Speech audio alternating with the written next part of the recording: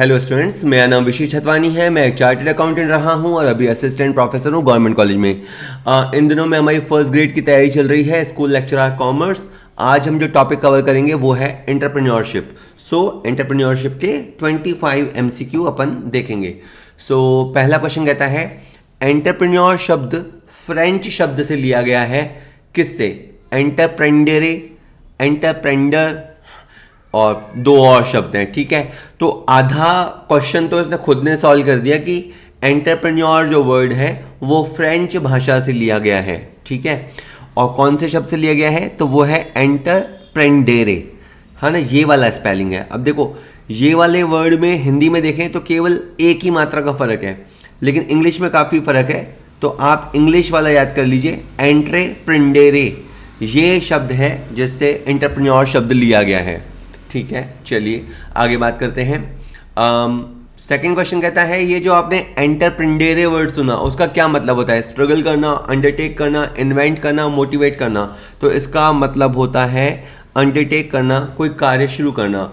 एंटरप्रेन्डेरे means to undertake, कुछ भी काम शुरू करना, कोई उद्यम करना, कोई कार्य करना, शुरू करना, ठीक है। चलिए नेक्स्ट देखते हैं। क्वेश्चन कहता है an entrepreneur who has no prior business ownership experience. एक उद्यमी जिसके पास व्यवसाय स्वामित्व का कोई पहले अनुभव नहीं है, मतलब पहली बार वो बिजनेस कर रहा है, तो उसे कहेंगे novice entrepreneur, imitative entrepreneur, portfolio या फर्स्ट जनरेशन एंटरप्रेन्योर। तो जिसके पास पहले कभी कोई बिजनेस एक्सपीरियंस नहीं रहा तो उसे हम बोलते हैं नोवाइस एंटरप्रेन्योर, नौ सखिया उद्यमी, या एक हिंदी में जैसे सही वर्ड तो है नवसीखिया, है ना, नवसीखिया, जो नया नया सीख रहा है, जिसको पहले बिजनेस का कोई अनुभव नहीं है। अब आप कहेंगे सर ये फर्स्ट जनरेशन एंटरप्रेन्योर भी हो सकता है क्या? फर्स्ट जनरेशन एंटरप्रेन्योर थोड़ी सी अलग चीज़ है। जैसे मान लीजिए मेरे फादर का बिजनेस था और मैं अगर अब बिजनेस लाइन में आता हूँ, स्टार्टअप लाइन में आऊँगा, तो फिर मैं फर्स्ट जनरेशन एंटरप्रेन्योर नहीं कहलाऊंगा, क्योंकि मेरे खानदान में किसी न किसी ने बिजनेस किया हुआ है, ठीक है।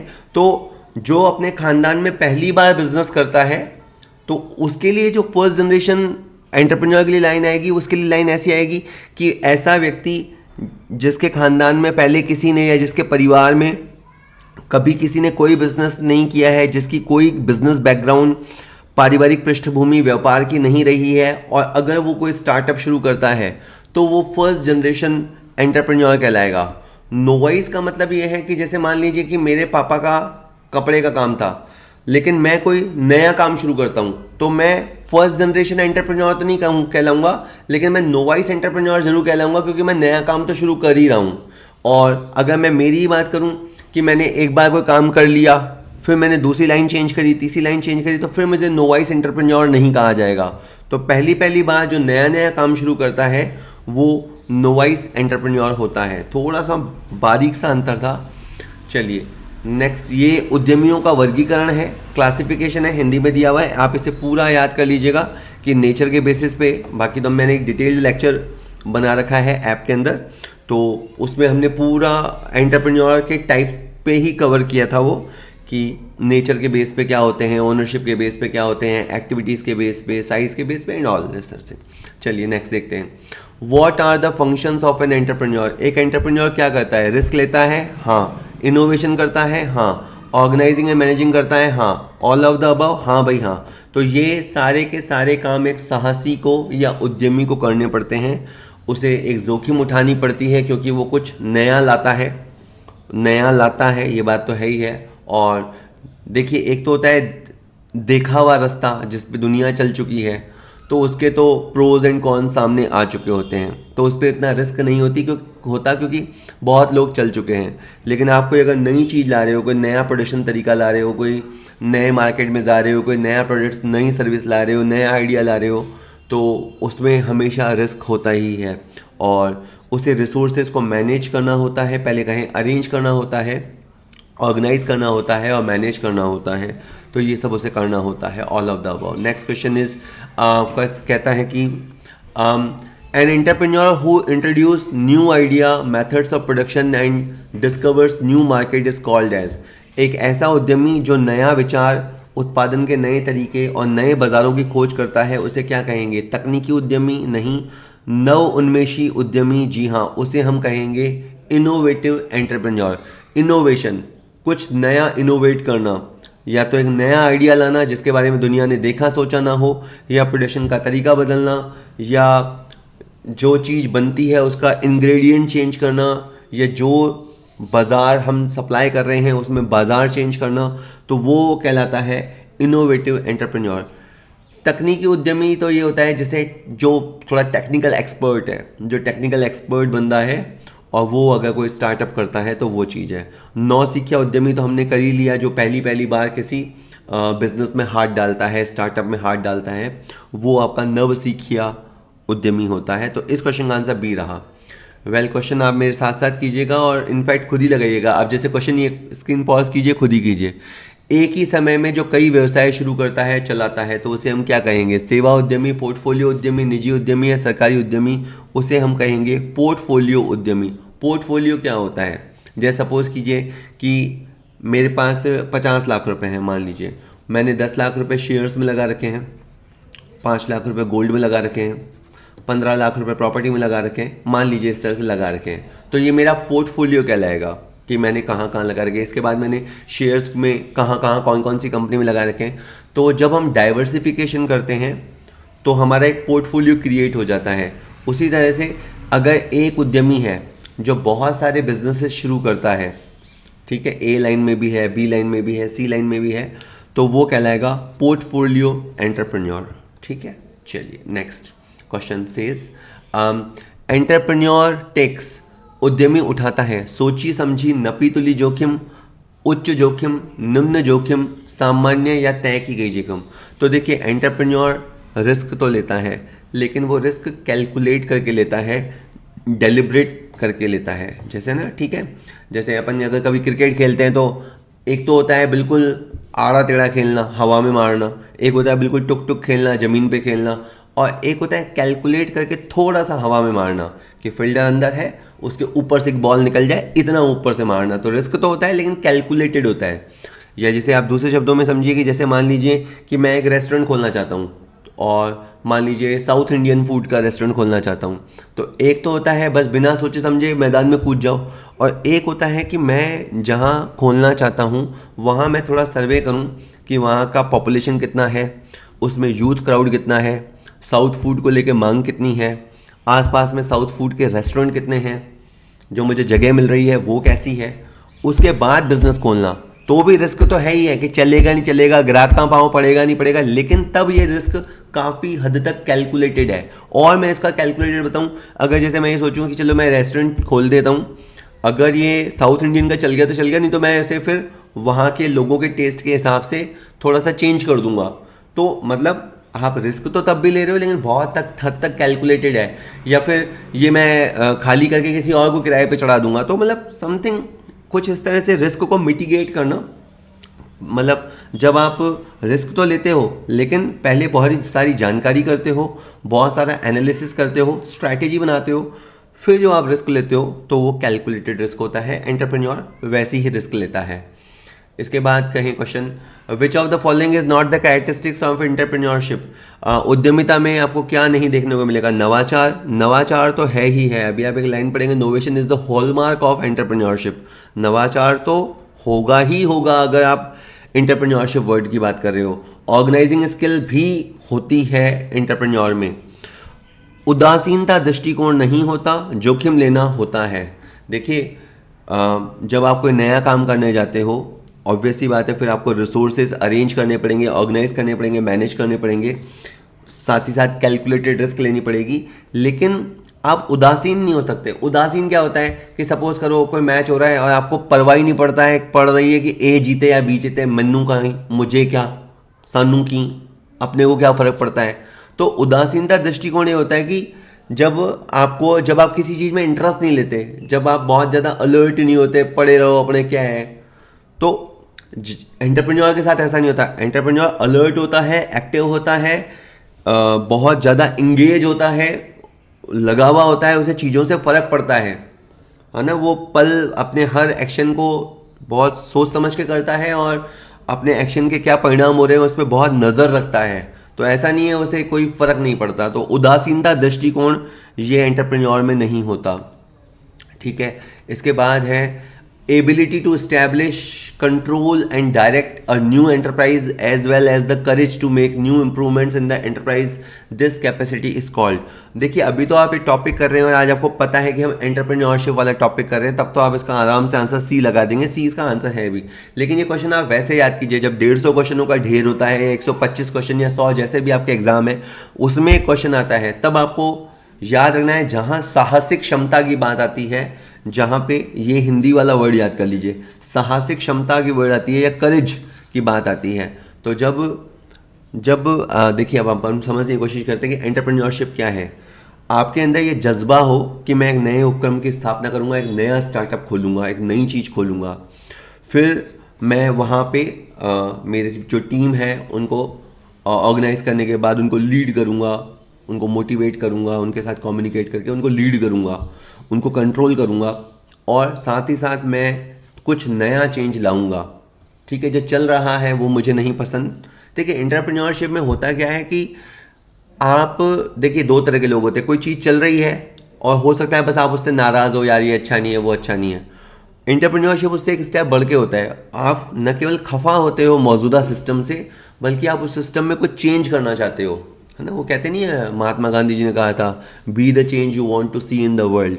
वो परिवर्तन बनिए जो आप दुनिया में देखना चाहते हैं। मान लीजिए मुझे ऐसे ही कहता हूँ कि कोचिंग सेंटर्स जो चल रहे हैं ट्रेडिशनल, मुझे वो पसंद नहीं आते, उनका कुछ चीज़ें हैं जो मुझे पसंद नहीं आती, तो मैं कुछ नया करना चाहता हूँ, तो फिर उसे कहेंगे एंटरप्रेन्योरशिप। उसके लिए फिर आप एक सेटअप स्थापित करेंगे। ठीक है, जैसा मान लो मेरी जॉब चल रही है, अच्छी खासी चल रही है, क्या टेंशन है, लेकिन मैं कुछ ना कुछ नया सेटअप स्टैब्लिश करूँगा, एक टीम बनाऊँगा, उसे लीड करूँगा, कुछ बाज़ार में नया लाने का साहस करूँगा, तो ये एंटरप्रेन्योरशिप है।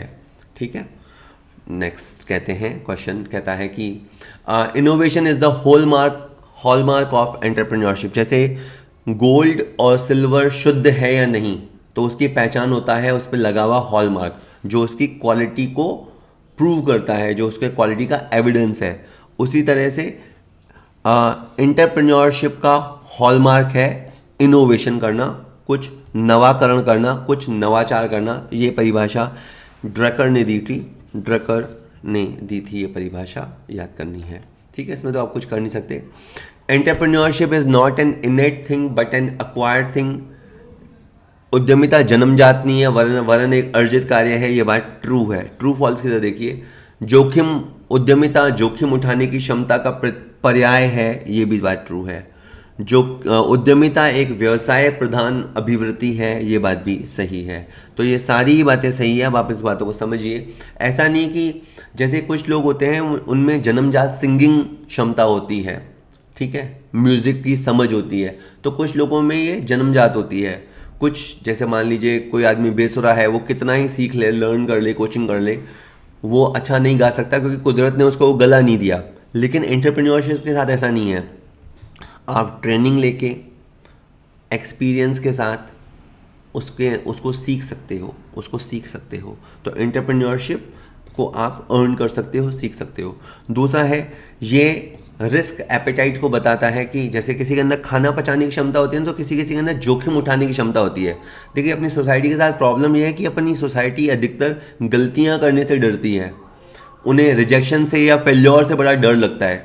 इसीलिए हम बहुत काम तो यही सोच के नहीं कर पाते कि समाज क्या कहेगा, दुनिया क्या कहेगी, फेल हो गया तो खुद के ऊपर ही अपन बहुत ज़्यादा डाउट करने लग जाते हैं। हो गया तो हो गया गलत, लेकिन अपन ऐसा नहीं कर पाते।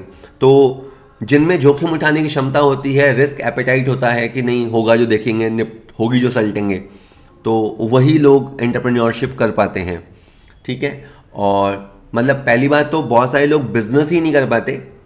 मतलब अधिकतर लोग नौकरी के पीछे भागते हैं, खुद का बिजनेस ही नहीं कर पाते। ऐसे में बिजनेस तो छोड़ो, तो स्टार्टअप करना या एंटरप्रेन्योर करना तो और थोड़ा सा टफ होता है उनके लिए, क्योंकि एक ऐसा बिजनेस जो किसी ने नहीं किया हो तो वो तो करना मतलब बहुत ही विरलों का काम हो जाता है, क्योंकि इसमें बड़ा रिस्क होता है।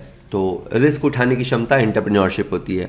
और एक बिजनेस क्या होता है, एक बिजनेस में आप धंधा सोचते हो, कस्टमर सोचते हो, सर्विस सोचते हो, पैसा कमाने की सोचते हो, मतलब कस्टमर को सर्व करके पैसा कमाने की सोचते हो। तो ये सारे गुण एंटरप्रेन्योरशिप में होते हैं। तो उपयुक्त सभी इसका आंसर होगा। Next question is entrepreneurship risk is called certainty. Entrepreneurship में कहाँ से सर्टेनिटी मिलेगी? Continuity, business uncertainty.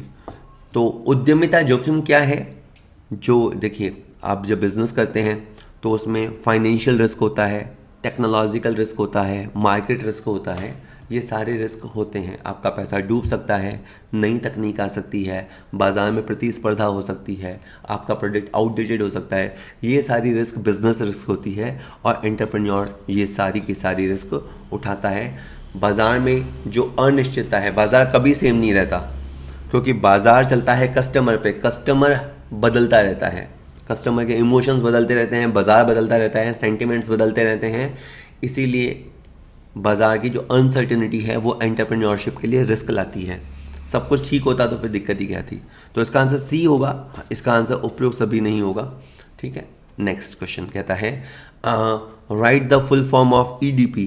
तो डीपी तो है डेवलपमेंट प्रोग्राम, ई से है एंटरप्रेन्योरशिप, तो ईडीपी का मतलब है एंटरप्रेन्योरशिप डेवलपमेंट प्रोग्राम। एक ऐसा सिस्टमेटिक प्रोग्राम जो सोसाइटी में, सोसाइटी के बच्चों में यानी लोगों में एंटरप्रेन्योरशिप की भावना विकसित करे कि आप खुद का कुछ करें, आप नौकरी के पीछे ना भागें, आप जॉब सीकर ना बने, जॉब प्रोवाइडर बने।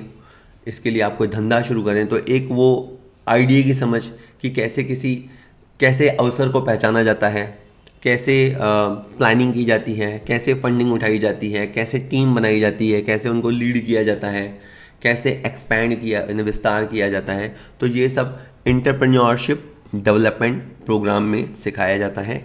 ये कुछ एग्जाम्पल है। खादी और ग्राम उद्योग आयोग ये ग्रामीण युवाओं को प्रशिक्षण देता है कि कैसे वो साबुन बनाने का कारखाना, अगरबत्ती बनाना, मशरूम उत्पादन आदि सीख सकते हैं।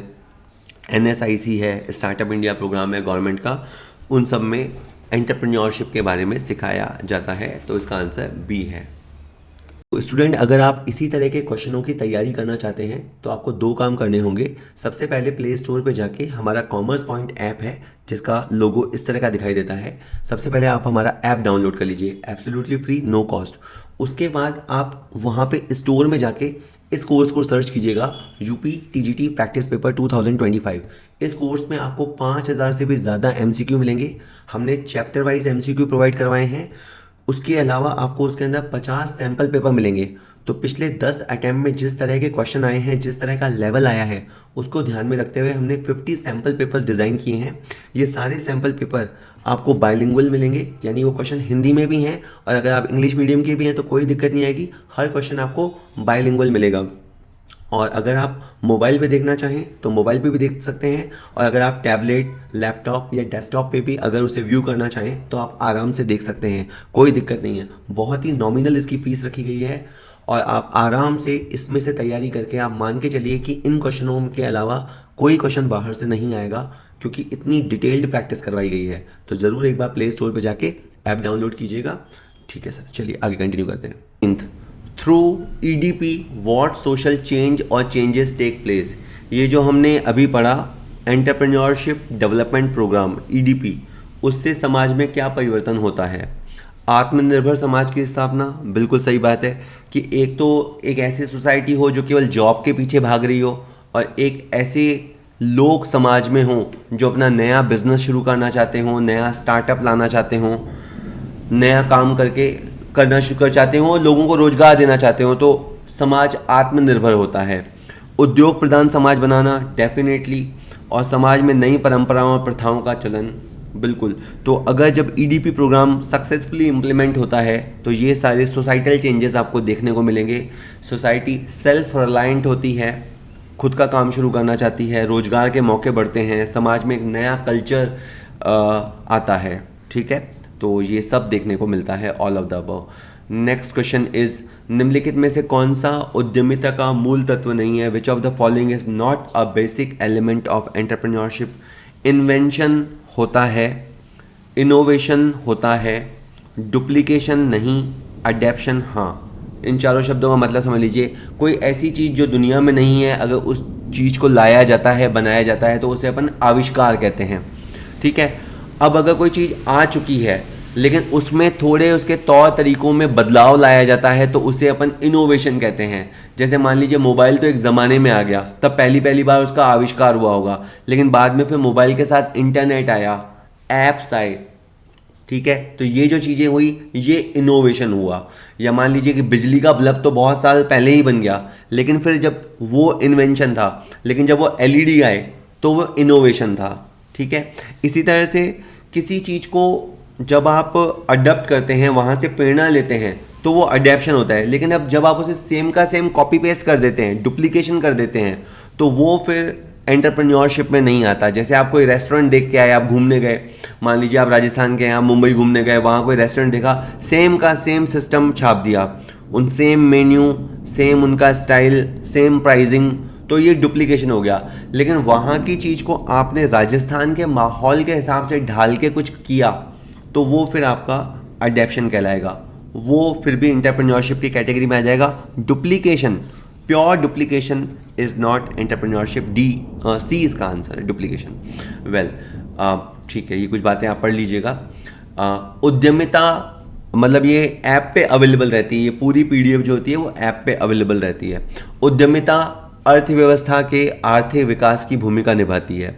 ठीक है, के संदर्भ में निम्नलिखित में से कौन सा कथन सत्य है? यह बड़े पैमाने पर रोजगार प्रदान करता है। ये बात सही है कि उद्यमिता रोजगार देती है, ये बात सच है, इससे अर्थव्यवस्था का विकास होता है। यह संतुलित क्षेत्रीय विकास को बढ़ावा देने में सहायता करता है, ये बात भी सही है। हमारे यहाँ कुछ क्षेत्र औद्योगिक रूप से आगे बढ़ चले हैं, कुछ अभी भी पिछड़े हुए हैं, तो अगर उन पिछड़े हुए क्षेत्रों में उद्यमिता का प्रचार प्रसार होता है तो वाकई में जो क्षेत्रीय असंतुलन है, रीजनल इम्बैलेंस है, वो दूर होता है। यह निर्यात को बढ़ावा देता है, बिल्कुल। एंटरप्रेन्योरशिप एक्सपोर्ट ओरिएंटेड भी हो सकती है। हम कुछ चीज़ें जो पहले एक्सपोर्ट नहीं करते थे उनको एक्सपोर्ट किया जा सकता है। तो इस तरह से एंटरप्रेन्योरशिप अर्थव्यवस्था के आर्थिक विकास में महत्वपूर्ण भूमिका निभाती है। तीनों एरियाज में रोजगार दिया, क्षेत्रीय विषमताएं दूर हुई, निर्यात को बढ़ावा दिया, इकोनॉमी को और क्या चाहिए, इकोनॉमी को इस तरह से बूस्ट मिलेगा, डेवलपमेंट होगा। All of the above. Next question is, निम्नलिखित में से कौन सा उद्यमी के बारे में सही है? उद्यमी स्वामी की सहमति से निर्णय लेता है, ऐसा कुछ नहीं है, उद्यमी खुद ही स्वामी होता है। उद्यमी को निश्चित वेतन और पुरस्कार मिलता है, ये भी गलत है, कुछ फिक्स नहीं होता, तभी तो रिस्क है। उद्यमी वेतनभोगी कर्मचारी होता है, बिल्कुल नहीं होता, उसको कोई सैलरी थोड़ा मिलती है। उद्यमी स्वयं से निर्णय लेता है, ये बिल्कुल सही है। तो एंटरप्रेन्योर टेक्स ओन डिसीजन, उसकी मर्जी है उसे क्या काम करना है, क्या नहीं करना, कितने बजे शुरू करना, कब शुरू करना, कैसे नहीं करना, इसके लिए उसको किसी की परमिशन नहीं चाहिए। एंटरप्रेन्योर टेक्स ओन डिसीजंस, यही एक वो चीज़ है जो बहुत फैसिनेट करती है लोगों को कि मैं अपनी मर्जी का राजा हूँ, चाहे जो करूँगा, लेकिन it comes at a cost, इसकी एक लागत होती है। ठीक है, लेकिन ये जो तीनों चीज़ें हैं वो तीनों चीज़ें तो एंटरप्रेन्योरशिप में नहीं होती, एंटरप्रेन्योर के साथ नहीं होती। नेक्स्ट क्वेश्चन कहता है, नाइमैन हाउ एवं न्यू के अनुसार उद्यमी प्रक्रिया को क्रम से व्यवस्थित करें। यहाँ पे 4 चीज़ें लिखी है, ABCD, आपको इसे KBC स्टाइल में जमाना है सही क्रम में। व्यवसाय की योजना विकसित करना, अवसर की पहचान और मूल्यांकन करना, व्यवसाय का प्रारंभ और प्रबंधन करना, और आवश्यक संसाधनों का निर्धारण करना। तो अगर आप एंटरप्रेन्योरशिप की दुनिया में जा रहे हैं तो सबसे पहले आपको अवसर पहचानना आना चाहिए कि क्या वो मौका है, क्या वो चीज़ मैं ला सकता हूँ। जैसे आपने सुना होगा ना ओयो होटल के बारे में, कि कभी जो उसके ओयो होटल के संस्थापक, चेन के संस्थापक थे रितेश अग्रवाल, वो कहीं गए और होटलों को लेके वो बड़े परेशान हुए, महंगे किराए, फिर भी होटल नहीं मिल रहे हैं, और कई होटल ऐसे जो खाली चल रहे हैं, तो उनको ओयो होटल का कॉन्सेप्ट समझ में आया। सस्ता का सस्ता, कस्टमर को फ़ायदा, होटलों का फ़ायदा, एक ऐसा बिजनेस आइडिया वो लेके आए। तो सबसे पहले आपको अवसर की पहचान करनी आनी चाहिए, उसका मूल्यांकन करना चाहिए। उसके बाद व्यवसाय का प्रारंभ और प्रबंधन तो सबसे लास्ट में होगा, इसको मैंने सबसे पीछे रखा है। बीच में है व्यवसाय की योजना विकसित करना और आवश्यक संसाधनों का निर्धारण करना। तो फिर आपको व्यवसाय की योजना बनानी चाहिए। पहले एक बार आपने अवसर की पहचान कर ली, तो अब आपको बिजनेस प्लान बनाना चाहिए। फिर बिजनेस प्लान बनाने के बाद आपको किन रिसोर्सेज की ज़रूरत है। रिसोर्सेज क्या होते हैं? मैन पावर और फिजिकल रिसोर्सेज। क्या क्या चाहिए, क्या तकनीक चाहिए, कितने लोग चाहिए, कितना फैक्ट्री सेटअप चाहिए, कैसी मशीन चाहिए, कैसी तकनीक चाहिए, यही चीज़ें। तो इसका कोड हुआ BADC। एक बार मैं इंग्लिश में पढ़ लेता हूँ। बी में सबसे पहले आपको अपॉर्चुनिटी को आइडेंटिफाई और एवेल्युएट करना आना चाहिए। उसके बाद आपको एक बिजनेस प्लान डेवलप करना चाहिए। उसके बाद आपको ये डिसाइड करना चाहिए कि आपको क्या क्या रिसोर्सेज लगेंगे। और उसके बाद आपको एक बार बिजनेस को शुरू करना चाहिए, उसको फिर प्रॉपर मैनेज करके उसको फ्लरिश करना चाहिए, उसे नेक्स्ट स्केल पहुंचाना चाहिए। सही जवाब। नेक्स्ट क्वेश्चन है, और ये उन तीनों ने मिलके परिभाषा दी थी। उद्यमिता से क्या आशय है? ये इनफैक्ट सबसे पहला क्वेश्चन होना चाहिए। उद्यमिता का मतलब है केवल लाभ कमाना, किसी कंपनी का कर्मचारी बनना, सरकारी नौकरी प्राप्त करना, या नया कार्य या व्यवसाय को शुरू करने की क्षमता, इच्छा और जोखिम उठाने की प्रवृत्ति। ये है। इतनी भारी भरकम देख के लाइन समझ में आ रही कि यही होगी उद्यमिता, क्योंकि बाकी तीन चीज़ें तो ठीक है, अच्छी अच्छी मीठी मीठी गुड़ी गुड़ी चीज़ें हैं, लेकिन ये उद्यमिता नहीं है। एंटरप्रेन्योरशिप है कि आप कोई नया वेंचर, कोई नया बिजनेस, कोई नया स्टार्टअप स्टार्ट करना चाहते हो। आपके अंदर वो क्षमता होनी चाहिए, क्षमता होने के साथ साथ आपकी इच्छा होनी चाहिए, और दोनों चीज़ें होने के बाद आपके अंदर रिस्क टेकिंग एबिलिटी होनी चाहिए। तब जाके एंटरप्रेन्योरशिप यानी ये सारा मसाला होगा, तो फिर एंटरप्रेन्योरशिप की डिश तैयार होगी। ठीक है स्टूडेंट्स, अगर आप अपने एग्जाम के लिए बहुत अच्छी तैयारी करना चाहते हो, किसी प्रकार की कोई कसर नहीं रखना चाहते हो, तो हम आपको सजेस्ट करेंगे कि आप अभी हमारे ऐप पे जाइए, और हमने ये कोर्स डिज़ाइन कर रखा है। इस कोर्स को आप परचेज कीजिए। इस कोर्स में आपको क्या मिलेगा? इसमें आपको 50 सैम्पल पेपर्स मिलेंगे, यानी प्रीवियस ईयर के जो पेपर आए हैं, जो उनका पैटर्न रहा है, उस पर हमने सैम्पल पेपर्स क्रिएट किए हैं। आप वो सैम्पल पेपर्स कीजिएगा। ठीक है। इसके अलावा हमने उस कोर्स में हर चैप्टर के 100 से भी ज़्यादा MCQ दे रखे हैं, और जहाँ जहाँ आवश्यक है उनका डिटेल्ड सॉल्यूशन भी दे रखा है, ताकि आप आराम से अपनी प्रैक्टिस बहुत अच्छे से कर सकें। ये सारा का सारा कंटेंट हिंदी में भी है और इंग्लिश में भी है, तो कोई भाषा का बैरियर नहीं है। आप जिस लैंग्वेज में कंफर्टेबल हो, हर क्वेश्चन हिंदी इंग्लिश दोनों में है, सारे नोट्स हिंदी इंग्लिश दोनों में है। ठीक है। साथ ही साथ कुछ लोग ये कहते हैं कि सर मोबाइल में स्क्रीन छोटे में दिक्कत आती है, तो अगर आपका कंप्यूटर, लैपटॉप या टैबलेट है, तो आप उस पर भी हमारा कंटेंट व्यू कर सकते हैं। हम हार्ड कॉपी फैसिलिटी नहीं देते, लेकिन आप बड़ी स्क्रीन पे आप आराम से हमारा कंटेंट देख सकते हैं। बहुत सारे स्टूडेंट यूज़ कर रहे हैं। ठीक है। और हमने प्रीवियस ईयर के लेवल को ध्यान में रखते हुए ही ये कोर्स डिज़ाइन किया है। बहुत ही रीजनेबल रेट पे अवेलेबल है। अगर प्रैक्टिस करना चाहते हैं, सिंसियर स्टूडेंट हैं, तो ज़रूर आपको ये कोर्स हमारे ऐप से लेना चाहिए। चलिए, इसके बाद क्वेश्चन कहता है, in the words of Yale Brozen. अब जैसे क्वेश्चन जब मैं शुरू कर रहा था, मेरे को लगा अबे यार एक और परिभाषा वाला क्वेश्चन, लेकिन अब इसकी परिभाषाएं देखना। येल ब्रोजन के शब्दों में उद्यमिता आर्थिक विकास का अनिवार्य अंग है। मैंने कहा मुझे नहीं पता। सेकंड कहता है उद्यमिता स्वयं के जीवन को आनंदमय बनाने का एक तरीका है। तो यार ये तो नहीं हो सकता। उद्यमिता पारिवारिक अहम संतुष्टि, ईगो सेटिस्फैक्शन का साधन है। तो ये तो नहीं हो सकता। उद्यमिता देश विदेश में अपनी रेपुटेशन या ख्याति बनाने का उपकरण है। ये भी नहीं हो सकता। तो उद्यमिता है आर्थिक विकास का अनिवार्य अंग। मतलब बाकी जो तीन परिभाषाएं दी है ना, ये मुझे लगता नहीं कि किसी भी ऑथर ने दी होगी। भाई एंटरप्रेन्योरशिप लाइफ को एंजॉयबल बनाने के लिए, या ईगो सेटिस्फैक्शन के लिए, या रेपुटेशन, हालांकि ये सारी चीज़ें होती हैं। बहुत सारे लोग जैसे वो शार्क टैंक प्रोग्राम आया था, उसके बाद लोग टीवी पे आने लगे, तो लोगों में एंटरप्रेन्योरशिप, कुछ लोग ऐसे भी घुस गए जिसके अंदर मतलब नेचुरल एंटरप्रेन्योरशिप नहीं थी। इसीलिए 90% स्टार्टअप फेल भी होते हैं, क्योंकि वो बस देखा देखी में घुस गए कि नेम फेम के चक्कर में घुस गए, मज़ा आएगा मज़ा आएगा। इसमें मज़ा जैसा कुछ नहीं होता है ना, इसमें भी तगड़ी मेहनत लगती है। खैर, तो एंटरप्रेन्योरशिप जो है वो आर्थिक विकास का अनिवार्य अंग है, क्योंकि देखिए आर्थिक विकास GDP तभी होता है जब आप कुछ प्रोड्यूस करो, कुछ बनाओ। ठीक है। तो कुछ बनाओ के लिए दिमाग में पहले कुछ बनाने की, कुछ नया करने की भावना होनी चाहिए। तो एंटरप्रेन्योरशिप आर्थिक विकास का अनिवार्य अंग है। नेक्स्ट क्वेश्चन, बस अब 4-5 बचे हैं। Which of the following is not a characteristics of entrepreneurship? Entrepreneurship एक क्रिएटिव प्रोसेस है। हाँ, क्योंकि आप कुछ क्रिएट करते हैं। ये कंटिन्यूस प्रोसेस है। ये भी क्वेश्चन आपको गच्चा देगा, एक बार चारों सुन लीजिए। ये एक अपॉर्चुनिटी सीकिंग प्रोसेस है। It is the result of high achievement ambition. तो मुझे लगा यार इसमें तो ये सारे ही सही हैं, और लेकिन ये जो आंसर है ना कि एंटरप्रेन्योरशिप एक कंटिन्यूस प्रोसेस नहीं है। आपको इवन अभी भी आंसर सुनने का बाद लग रहा होगा नहीं सर, एंटरप्रेन्योरशिप तो लगातार चलती रहती होगी। एक ऑथर के शब्दों में एंटरप्रेन्योरशिप कंटिन्यूस प्रोसेस नहीं है। जब आप कोई चेंज लाना चाहते हैं तो एंटरप्रेन्योरशिप की ज़रूरत पड़ती है। फिर आप उसी चीज़ को मैनेज करते रहते हो। फिर उसके बाद जब तक उस चीज़ में परिवर्तन करने की इच्छा ना हो तब तक एंटरप्रेन्योरशिप की ज़रूरत नहीं पड़ती। तो entrepreneurship time to time event है, it is not a continuous process. ये बाकायदा मैं बुक से देख के बता रहा हूँ आपको, इसका आंसर यही है, ठीक है। क्योंकि जैसे हम मैनेजमेंट पढ़ते हैं management is a continuous process, तो हमें लगता है कि एंटरप्रेन्योरशिप भी एक कंटिन्यूअस प्रोसेस होगा, लेकिन एक ऑथर के वर्ड्स में ये कंटिन्यूअस प्रोसेस नहीं है।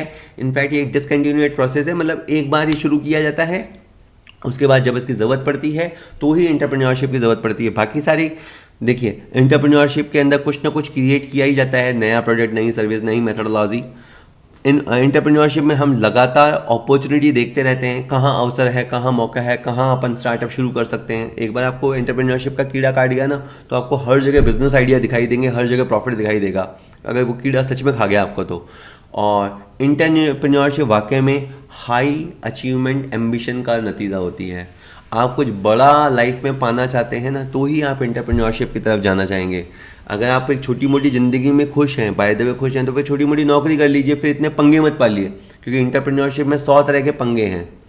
वो वही लोग पालते हैं जो एक हाई एम्बिशन के साथ जा रहे होते हैं, ये उसी का नतीजा होता है, ठीक है। तो इसका बी आंसर है, ठीक है। नेक्स्ट क्वेश्चन कहता है, अकॉर्डिंग टू मैकलिलैंड के अनुसार एक सफल उद्यमी में गुण होने चाहिए, उसके अंदर असाधारण सृजनशीलता, उसके अंदर एक्स्ट्राऑर्डिनरी क्रिएटिविटी होनी चाहिए, उसके अंदर सक्सेस की स्ट्रॉन्ग डिज़ायर होनी चाहिए, उसके अंदर रिस्क बेयरिंग कैपेसिटी होनी चाहिए। ये सारे के सारे गुण उसके अंदर होने चाहिए। बिल्कुल, सृजनशीलता, कुछ नया बनाने की इच्छा, सफलता की तीव्र इच्छा है ना, इसके लिए पेशेंस रखना पड़ता है। जोखिम उठाने की क्षमता, बहुत सारे लोगों में जोखिम उठाने की क्षमता नहीं होती, उनको नहीं करना चाहिए। यानी जिन कहते हैं ना, जिनका दिल कच्चा होता है, उनको इन कामों में नहीं पड़ना चाहिए, ठीक है। अगर आप नुकसान नहीं सह सकते, अगर आप फेल्योर नहीं सह सकते, तो आपसे रिस्क नहीं उठाया जाता, तो आप फिर एंटरप्रेन्योर के लिए नहीं बने हैं, एंटरप्रेन्योरशिप के लिए नहीं बने हैं, ठीक है। चलिए, ठीक है, नेक्स्ट देखते हैं। Dash dash is not the business quality of successful entrepreneur.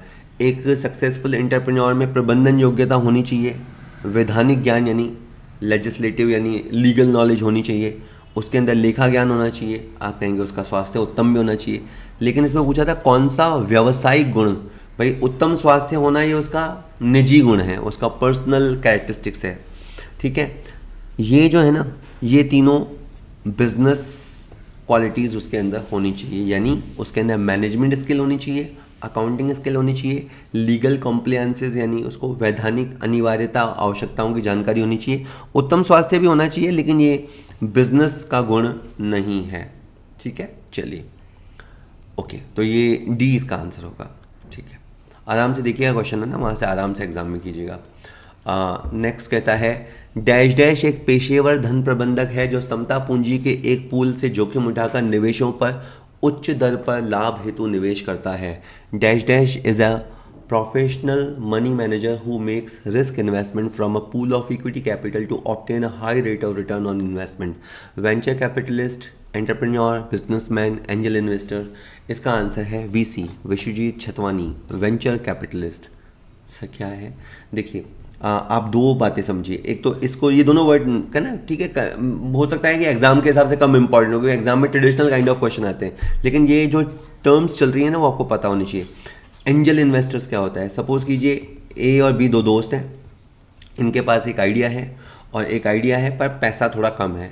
ये एक अंकल के पास गए और अंकल को उन्होंने बताया कि अंकल मेरे दिमाग में ये आइडिया है, आप 20 लाख रुपए इन्वेस्ट करोगे क्या? ठीक है, अंकल का भी कभी स्टाफ का मन रहा होगा, इनके पास पैसे भी होंगे, कुछ आइडियाज़ अनुभव भी हैं, तो उन्होंने कहा ठीक है मैं तुम्हारे बिजनेस में पैसा लगा दूंगा, 25% पार्टनरशिप मेरी होगी। तो ये है इनके लिए एंजल इन्वेस्टर्स, ठीक है, जो नया नया काम शुरू करने में इनको मदद देता है। लेकिन अब मान लीजिए इन लोगों का काम चल पड़ा, ठीक है, अब ये अपने काम को दूसरे स्टेट में ले जाना चाहते हैं। एक स्टेट में तो फैल गया, दूसरे स्टेट में फैलाना चाहते हैं और अपनी कैपेसिटी को 10 टाइम्स करना चाहते हैं। इसके लिए इनको 5 CR की ज़रूरत है, 5 करोड़ की ज़रूरत है। तो ये एक कंपनी को पिच करते हैं, मतलब पिच करना मतलब नहीं बात रखना। एक कंपनी को पिच करते हैं कि भाई ये हमारा प्रोडक्ट है, हम इतने इतने समय से काम कर रहे हैं और अब हम इसको अलग दूसरे स्टेट में फैलाना चाहते हैं, अपने धंधे को 10 टाइम्स ले आना चाहते हैं। अब यहाँ पे उस कंपनी ने इसके अंदर पैसा लगा दिया, तो ये कहलाएगा, जो कंपनी पैसा लगाएगी उसको कहेंगे वेंचर कैपिटलिस्ट। अब ये कंपनी के पास पैसा कहाँ से आया? ये कंपनी जनरली लोगों से पैसा फंड रेज करती है, मतलब ये बाकायदा एक कंपनी जैसे लिमिटेड कंपनी होती है वैसी होती है, ये बाकायदा जनता से पैसा उठाती है।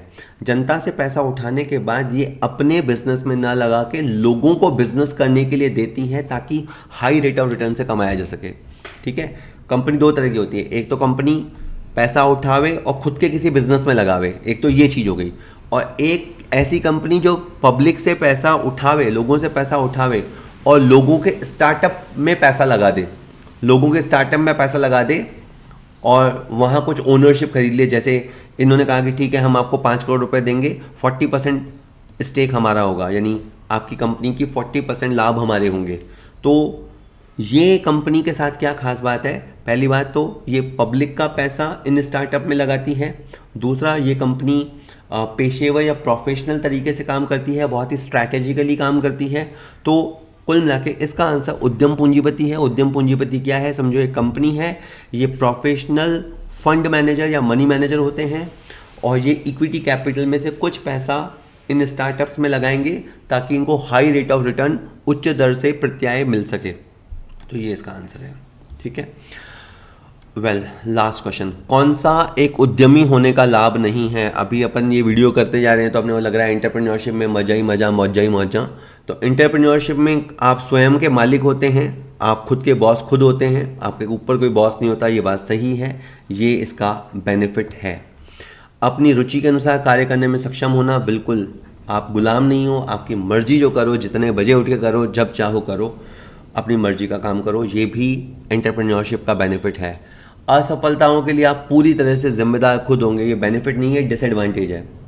मतलब कंपनी में तो क्या है, आप नौकरी कर रहे हो, कंपनी डूब जाए, आपको तो अपनी तनख्वाह मिल रही है, ज़्यादा से ज़्यादा 1 महीने की तनख्वाह डूबेगी, इससे ज़्यादा नहीं डूबेगा कभी भी, वो भी नहीं डूबता कानूनन। तो बड़ा लाभ कमा पाओगे एंटरप्रेन्योरशिप में, क्योंकि नौकरी करोगे तो आपको तो जो तनख्वाह है वही मिलेगी, आप उससे ज़्यादा तो कमा नहीं पाओगे। तो अगर आप बड़ा लाभ कमाना चाहते हो, अगर आप खुद के बॉस खुद बनना चाहते हो, अगर आप अपनी मन मर्जी का काम करना चाहते हो, तो ये सब बेनिफिट्स आपको एंटरप्रेन्योरशिप के साथ मिलेंगे। लेकिन साथ ही साथ एक डिसएडवांटेज भी मिलेगा, वो ये है कि अगर कोई नुकसान हुआ तो उसके पूरे जिम्मेदार भी आप ही होंगे। तो ये एंटरप्रेन्योर होने का बेनिफिट नहीं है, ये बल्कि उसका कौन साइड है। प्रोज होते हैं अच्छी बातें और कौन्स होता है बुरी बातें, तो ये उसके साथ थोड़ा बुरा है। और केवल यही बुरी बात इतनी भयानक है कि बहुत सारे लोग एंटरप्रेन्योरशिप स्टार्ट ही नहीं करते, इन चीज़ों में पढ़ते ही नहीं हैं। होप मैं आपको वीडियो समझा पाया, कुछ बातें आपको एंटरप्रेन्योरशिप के बारे में क्लियर हुई होंगी। ठीक है, वीडियो देखते रहिए, वीडियो तो देख ही लिया, खैर मतलब हमारे चैनल को देखते रहिए। हमारा ऐप डाउनलोड कर लीजिएगा, ऐप पे बहुत सारा कंटेंट अवेलेबल है, बहुत सारे question bank video courses available हैं। इस वीडियो को अपने दोस्तों के साथ शेयर कीजिएगा और फिर सबसे ज़रूरी काम, पढ़ाई कीजिएगा।